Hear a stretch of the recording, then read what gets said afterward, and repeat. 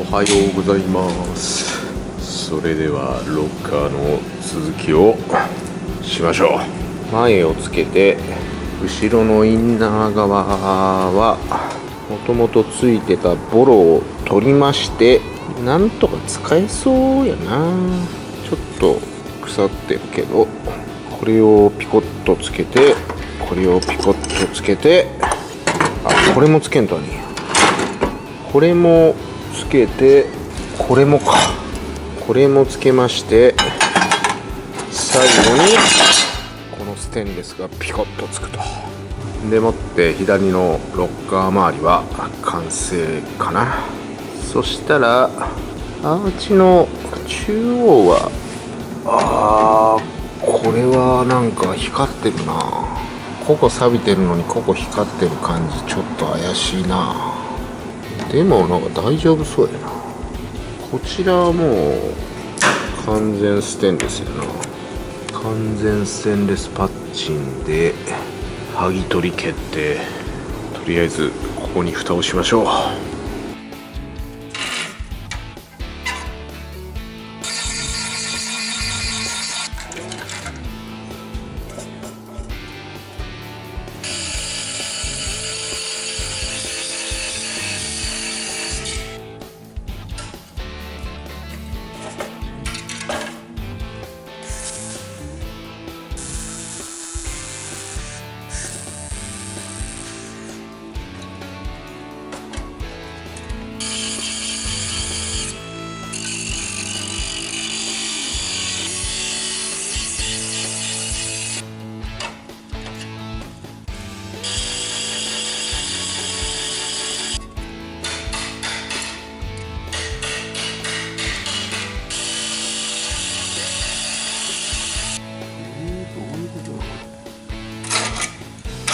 もう一枚あるの？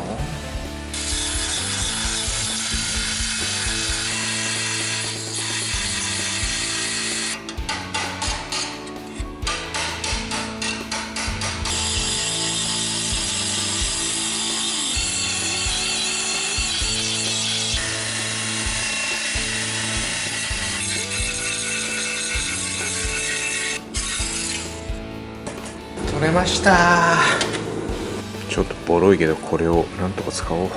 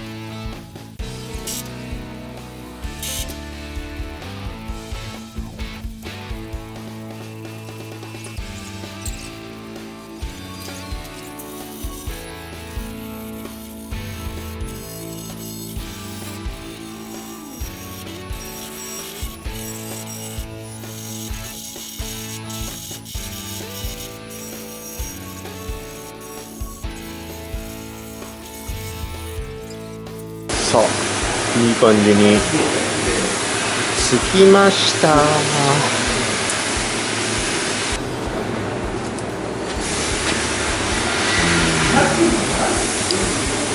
ってもいい感じに